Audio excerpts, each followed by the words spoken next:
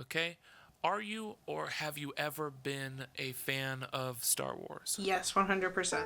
Hiya, I am Brandon, and I am a Star Wars fan. I have been ever since I was a kid. Oh yeah, ever since I was a kid. Yeah, it's just like this great, helpful space saga, and it's just really fun. I am currently a Star Wars fan. When I was younger, I was a Star Wars fanatic. I've been a Star Wars fan for as long as I can remember, since I was a very young child, since I saw the original trilogy, then growing up and watching the prequels. Am I or have I ever been a fan of Star Wars? Yes, absolutely. Have been since before I remember.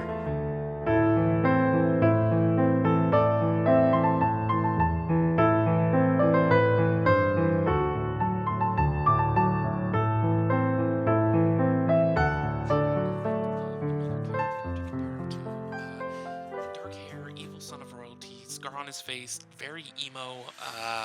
Oh god, no, I do not need all the Last Jedi haters dogpiling into my comments. This is a positive space. Get out of here, Kylo. Shoo. At least until my Last Jedi video.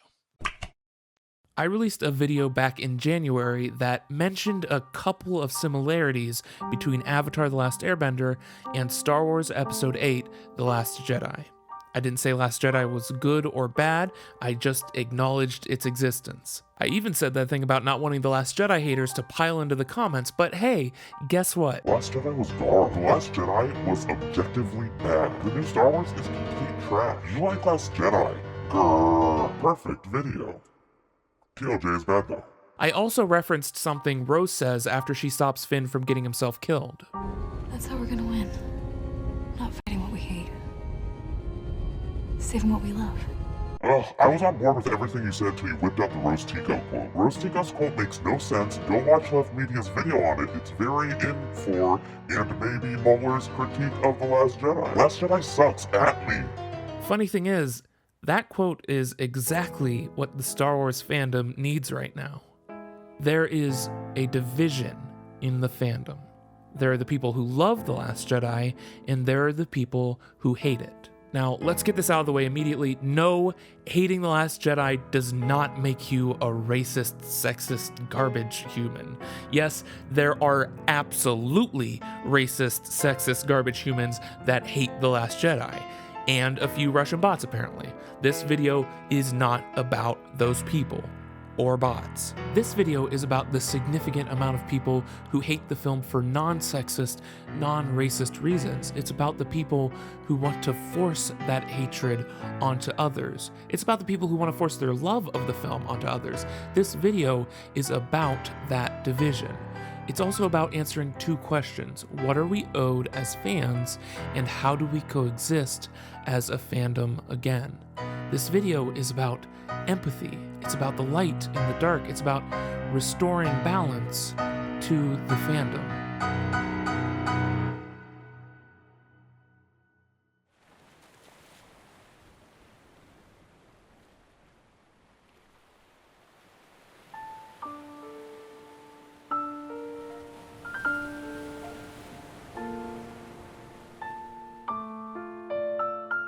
I think whether or not you enjoyed The Last Jedi ultimately boils down to something very simple. Was the experience what you wanted from a Star Wars movie? Now, there's something I apparently need to discuss before we get into this, and that's the argument that The Last Jedi is objectively bad. An objective badness based on quantifiable, unbiased facts and science and mathematics, and hold on, I need to check something real quick. 1, 2, 3, 4, 5. Huh, yeah, no. All of my crazy pills are still here. I haven't taken any of them, so why does it feel like I'm taking crazy pills? 'Cause it really feels like I'm taking crazy pills. Here's the thing, art is subjective, art is abstract, art is emotional. That's why one person can love something that another person hates. Art's success or failure is determined on an individual basis purely by the experiences and the biases and the values of each observer, a certain point of view. Show me any objective rule for storytelling and I can show you 100 amazing films that break that rule to perfection. When it comes to art, good and bad are a matter of personal opinion, and even if a film is widely considered to be good or bad, that still doesn't make it objective, that just makes it a popular opinion. This is why people cling so tightly to quote-unquote plot holes. They see those as objective flaws that prove the film is bad, but that's not how films work. Virtually every one of those plot holes can be applied to older Star Wars films, and that never hurt anyone's enjoyment of those. Who the f was Snoke? We built this guy up throughout the first movie, and now we're killing him near the end of the second one without an ounce of explanation as to where he came from. This casino scene was horrible for the movie. It was horrible. It didn't need to happen. It had no point. It had no overall meaning to the movie.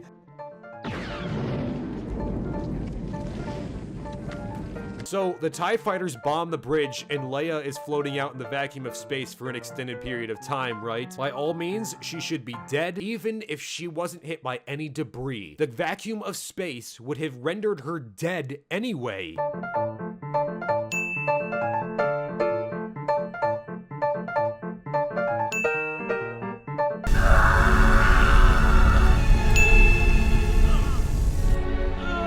And if those things you consider to be plot holes or inconsistencies really do ruin the film for you, that's fine. I also think a lot of the people bringing up those plot holes are using them to mask the underlying and totally valid reason why they didn't enjoy the film. And that's that, in either of those scenarios, it wasn't the experience they wanted from a Star Wars film. The original Star Wars is so easy to love because it has something for everyone. Why do I like Star Wars? I mean, that's a big question. I think the larger-than-life aspect of it is really what grabs me. I love the adventure, and it's just a riot to watch. It makes you feel like a kid. It's magical in a sense. I like that it's hopeful, that it's fantastical. I love the extended stuff in Star Wars. I love characters like Boba Fett that are underutilized in the movies, can get their, time to shine in like the books, the outside lore, things like that. I think that it's open to basically anyone from any part of the world, that they can come in and find something they can love about this universe. I like that, there's just this theme of rebellion and resistance. I absolutely love the worlds that's been created, and that you can basically find any small detail and just fall in love with it at this point because the world's so intricate and cool and interesting. Star Wars is the definition of a cultural phenomenon, and it's also just kind of awesome, really. For me, what I love about Star Wars is getting to feel like a kid again. Feeling like I'm actually on this adventure, feeling that excitement and shock, feeling sincerely scared for the characters, and that explosion of joy when they triumph over those massive obstacles in a way that really matters. I love the mountains of creativity they put into building this galaxy. And I love the wisdom. I love being challenged by it to become better and stronger and more caring, growing with the characters. This is the experience I want out of a Star Wars movie, and The Last Jedi personally made me feel those things stronger than any Star Wars film since The Empire Strikes Back. But there are a million other things to love about the Star Wars experience. One of OT Star Wars' biggest strengths was how great of an audience surrogate Luke Skywalker was. As Mark Hamill said, you need one character who relates to everyday life so that people can say, I could be him. Someone who doesn't scare or astound you. I think Luke is that character, and that any one of the young people watching the picture can say, I'm Luke. Now imagine being one of those fans that saw themselves as Luke, and then Last Jedi's all, hey, you know that character you've literally equated yourself with since childhood? Yeah, he's a grumpy old cynic who's given up on everything he's cared about in his life that isn't oddly colored milks. That can feel like a total slap in the face. In fact, Star Wars has almost always been escapist, while this film actively confronts and challenges you. Do you usually root for the hotshot pilot whose big gambles always pay off? You're demoted. We're gonna challenge you on that. Do you think the protagonist has to come from some significant lineage to make a difference or be worthy of her power? We're gonna challenge you on that. Do you think the good guy has to dice up the bad guy to defeat him? We're gonna challenge you on that. The Last Jedi isn't that satisfying power fantasy or escapist entertainment the other films were. The film's about failing. and moving past that failure. I love it for that. Other people hate it for that, and that's okay. Whether it's the comedy or the pacing or the character portrayals, there's 1,000 valid reasons to love or hate any movie, including this one. No preferred Star Wars experience is more or less valid than any other preferred Star Wars experience, because it's subjective. It's art. Only a Sith deals in absolutes, which means you are allowed to not like The Last Jedi. It is 1,000,000% valid to not enjoy the experience of watching The Last Jedi, and I feel sincerely awful for you if that's the case. Not loving a Star Wars film is one of the absolute worst feelings in the universe for a Star Wars fan. It sucks. It is a sucky, terrible feeling. That said, why would you try to make anyone else feel that way too, by telling them how wrong they are for enjoying it?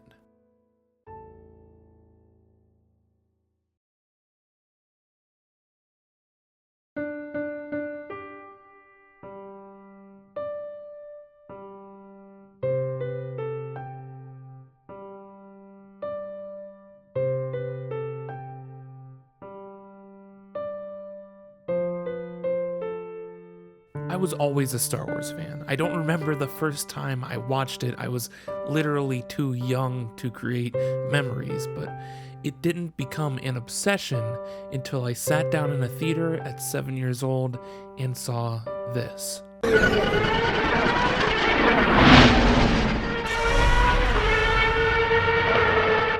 That is when I knew I was a Jedi. Since that moment, my life has been Star Wars. Star Wars birthday parties with Pin the Tongue on the Jar Jar, Star Wars backpacks, t-shirts, cups, notebooks, lightsabers, every last one of those f***ing pop cans. Oh my god, all the Lego sets. I had a $300 sandcrawler set. That's not even cool, it's just a sandcrawler. And I bought it for $300. I even spent $100 on an out-of-print paperback book about the making of Empire Strikes Back. What I'm saying is, I'm very broke now, but the biggest influence Star Wars had on my life came from those making of documentaries on the prequel DVDs. They showed me that filmmaking was a thing people did. They made me realize that I could create something that affects other people as much as Star Wars has affected me. This channel would not exist without those documentaries. They're what made me want to make stuff. But still, my favorite thing about Star Wars, other than Star Wars, was the fandom. I have had countless incredible interactions with the fan film community, the con-goers, the cosplayers, the R2-D2 builders. I've met so many amazing members of the 501st Legion, a group of Stormtrooper cosplayers that have raised hundreds of thousands of dollars in charitable events. The fandom was always this force for good. Being extremely antisocial growing up, Star Wars was my way of making immediate friends, whether it was at school or conventions or comic shops. And while we might have disagreed on the prequels or Ewoks, we could always agree on one thing. Star Wars Empire Strikes Back is easily one of my favorite movies of all time. The best Star Wars movie, hands down, Boba Fett. Best lightsaber duel in any of the Star Wars movies. Cinematically, it's phenomenal. It's just like a beautifully made film. My opinion of The Empire Strikes Back is that it is the best of all the Star Wars films. I have a really personal connection to that film because it's the film that made me want to tell stories of my own. I love Empire Strikes Back. I grew up watching it a lot. Probably the best Star Wars movie, which is an uninspired take, but yeah. Yeah, I love The Empire Strikes Back. It is a classic. We could always agree that Empire is amazing, and its director Irvin Kershner was an actual god amongst humans. Now, I definitely want to point out that diversity and acceptance has always been an issue within the fandom, and I'm sure a lot of female fans and people of color weren't exposed to that same level of acceptance as I was, which is something I hoped would get better with the diversity of the new films. Spoiler alert, It didn't. It did not. It got worse. The thing I've noticed about my relationship with Star Wars is the longer it's been in my life, the more time I invested in its community and the more money I spent on its merchandise, the stronger the sense of ownership of Star Wars I felt, the stronger the sense of entitlement. Let's talk about that.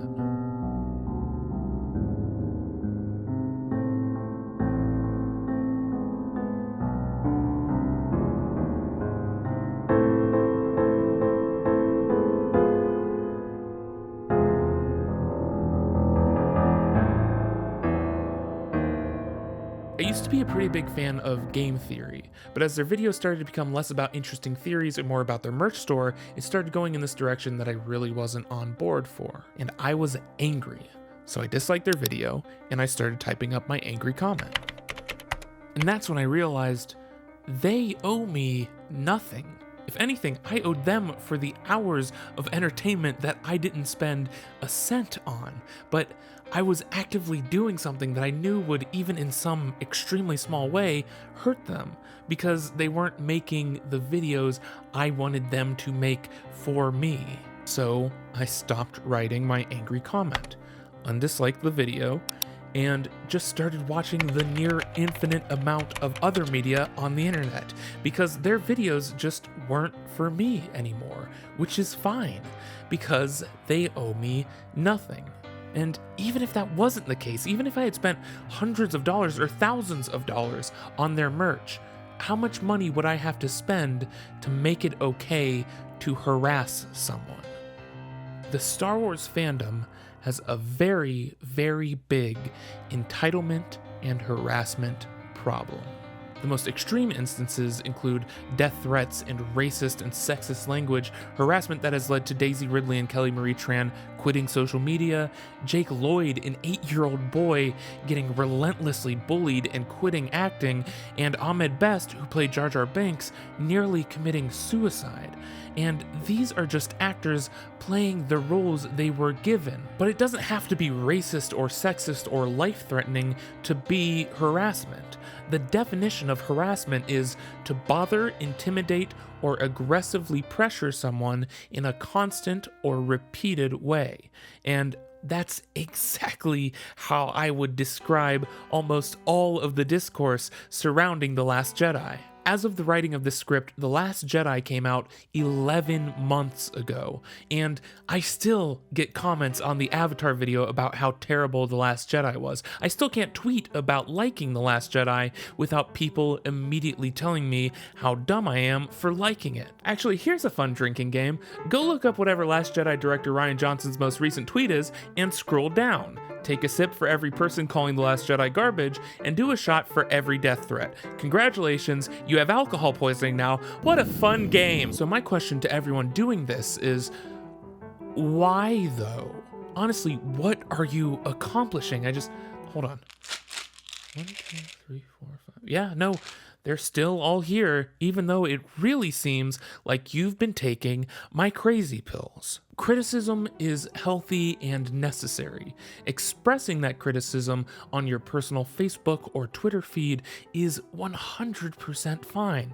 Yelling that criticism at the director of the film, who's already heard those criticisms 8 million times 11 months after the film came out, is no longer criticism, it is harassment. If you're subtweeting a total stranger to tell them how stupid they are for liking something or not liking something, it is harassment. Let's do a quick exercise in empathy. What if every single time you posted or tweeted about anything you liked, a dozen people immediately responded by telling you how idiotic you are for enjoying that thing, and here's a list of 100 reasons why that thing is stupid and you're stupid for liking it? Would you feel grateful for their quote-unquote criticism, or would you hate it because you're a sane human? Not doing that to someone else isn't even about being a good Star Wars fan, it's about being a good person. And that behavior is the opposite of what Star Wars is literally about.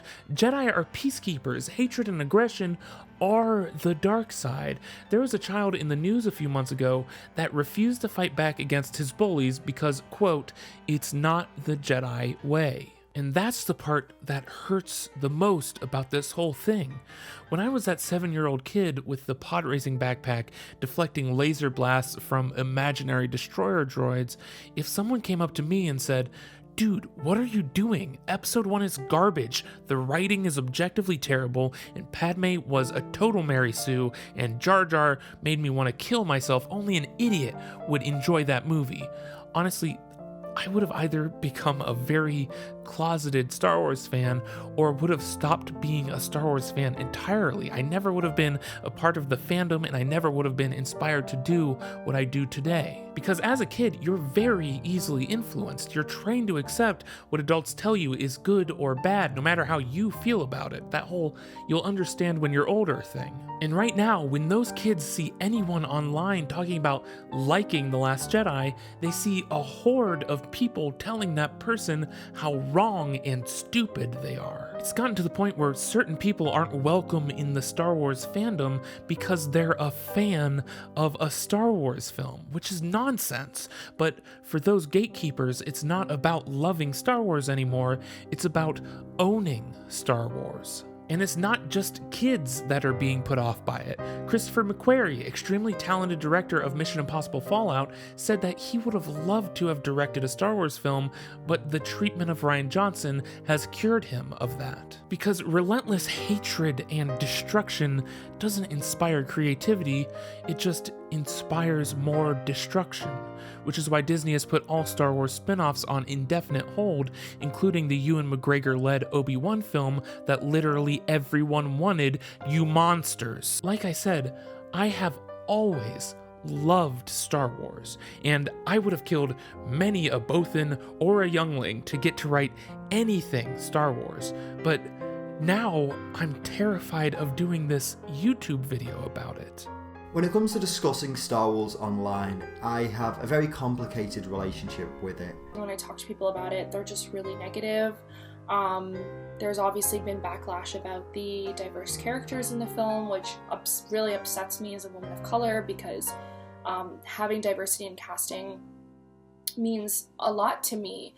I've definitely noticed me talking about it more with people who aren't hardcore fans just because it's easier. They'll just be like, "Oh, hey, you like that? That's cool." Whereas asking a hardcore Star Wars fan could easily lead to an hour-long debate about Rian Johnson. I just find it so exhausting, and when the topic comes up, it makes me want to change to another topic sometimes, because it's just toxic, and so often I feel like I'm being told that my opinion is wrong. It's really sad that it seems that the way that the entire discourse of the Star Wars fandom has degraded itself to. For the first time in my entire life, I don't like being a part of the Star Wars fandom, because there's almost no empathy in it anymore.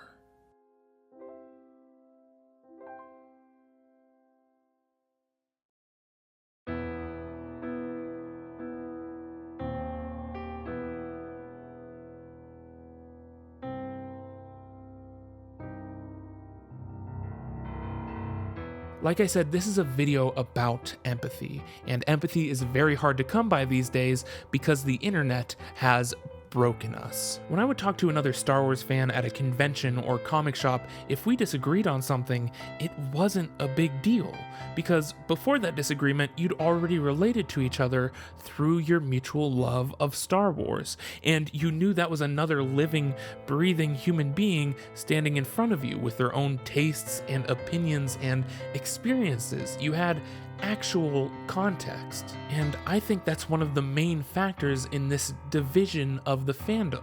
The internet lacks that context. If you see a tweet you disagree with pop up on your timeline, you don't see a living, breathing human being. You see a 50 by 50 pixel profile pic, a username, and an opinion that is in total opposition with what you believe. In your mind, that is the entirety of that person, no other context. And when you hate everything you know about a person, when the internet boils people down to a name, a face, and an opinion, it makes people very easy to hate. It makes entire groups of people very easy to hate. all they have to do is disagree with you. Which is why we need to actively remind ourselves of that context. There is a human being behind that tweet with their own feelings and passions and traumas and history. There's 100 things that human being loves that you love too. So just remember, when you see someone who likes something you don't like, or someone who doesn't like something that you like, that's another human being. So maybe treat them like one. Unless they're a bot.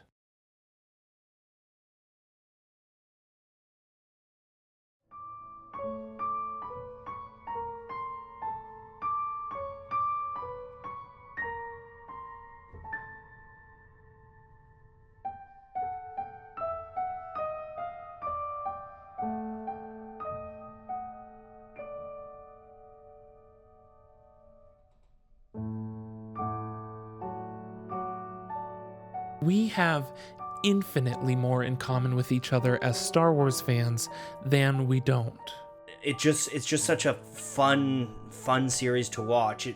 It takes you across to all new worlds, and you see these fantastic set pieces, and it's just quick, it's witty. It's got a really fleshed out universe with a diverse cast that anybody, like, there's people that you can gravitate to regardless of what kind of content you like, and then you can talk to other people about that. There are these intense, epic, fun, imaginative stories.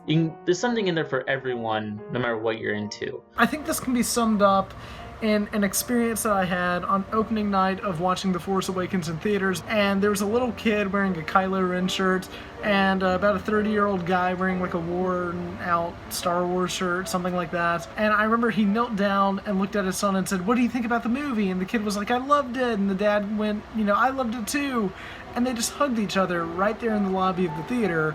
And that really meant something to me. At the end of the day, we're all Star Wars fans, and whether we like the prequels or we don't like the prequels, or we like the sequels or we don't like the sequels or whatever, we're all fans of Star Wars, and we should all be able to discuss the things that we both like and we share common interest in, and the things we don't like, we should be able to talk about them in a civilized manner as part of one fandom. Whether your first experience was the original trilogy or the prequels or the new films, we've all experienced something no one else can even begin to imagine. The experience of being in that galaxy far, far away. We know the exhilaration of flying a starfighter, the sounds of a cantina in Mos Eisley, the terror of being in a room with Darth Vader, the power of the Force. We've lived this, and like the Force, it binds us together. And the fact that our hatred and anger is making it so much harder for new generations to live these experiences and feel that same life-changing inspiration is absolutely heartbreaking to me.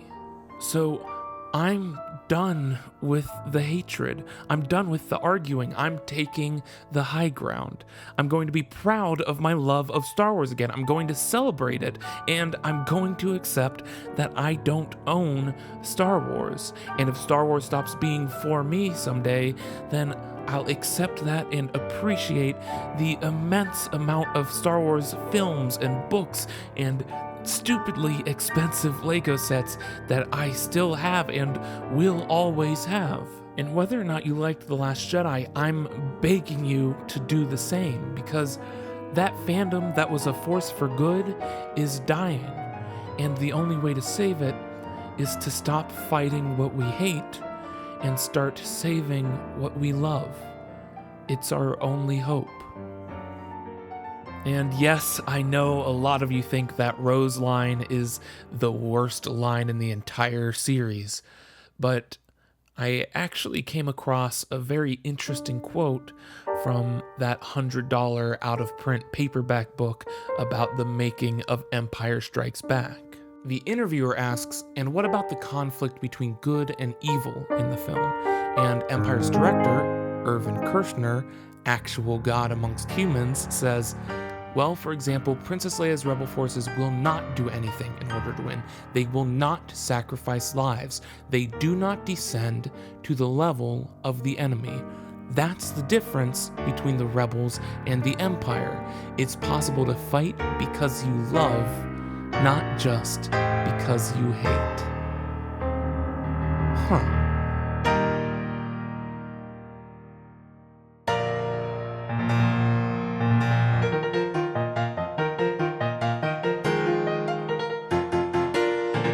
Hey gals, guys, and otherwise, thank you for waiting so dang long for this video. It was very, very much a labor of love, if you couldn't tell from me talking about how much I love Star Wars for forever just now. And comment below what your favorite moment in any Star Wars film is, because I want to keep this Star Wars love train a-rollin'. And if you really, really want to keep the love train a-rollin', go check out the Make Stuff Patreon over at patreon.com/MakeStuffStudios. There's exclusive videos and comics and weekly behind-the-scenes updates. You can get access to our videos a week early for just $1 a month. Actually, the reason this video exists is because we hit the Last Jedi stretch goal on there. And you can even get a shout out at the end of every video, like these Force-sensitive stuff makers. TC Arkenberg, you stuck-up, half-witted, scruffy-looking nerf herder. Help me, Julie Rimley. You're my only hope. I find your lack of Houston disturbing. Kathy Murphy, that's not how the Force works. Aren't you a little short for a Sandy Swagger? I felt a great disturbance in the Force, as if millions of Alex Robinsons cried out in terror and were suddenly silenced. So who talks first? You talk first? Nephew Wright talks first? I am one with the Betna Levy, and the Betna Levy is with me. I am one with the Betna Levy, and the Betna Levy is with me. I am one with the Betna... It's the ship that made the Vicente Castle Silver run in less than 12 parsecs. No, Rahul Mehta. I am your father. Gasp. So this is how Liberty dies. With thunderous Kira Greenfield. That one doesn't work. May the Madeline Anderson be with you. Always. Hokey religions and ancient weapons are no match for a good Stuart Jones at your side, kid. I've got a bad Fern Green about this. These aren't the E. Christopher Clarks you're looking for. But I was going into Tashi Station to pick up some Malia Kawaguchis. And all these other amazing Padawan stuff makers. I thought they smelled bad on the outside. I'm just sort of throwing out quotes now. Also, a massive Death Star size thank you to all the awesome people who talked about Star Wars for this video. Links to all their relevant YouTube channels or social medias in the description. And as always, go make stuff. Whew, finally done. Biggest video ever. What a nightmare. Now, to start part 2, baby. 7 hours long, 1,000 interviews, 9 million animations. Let's do it. Here we go.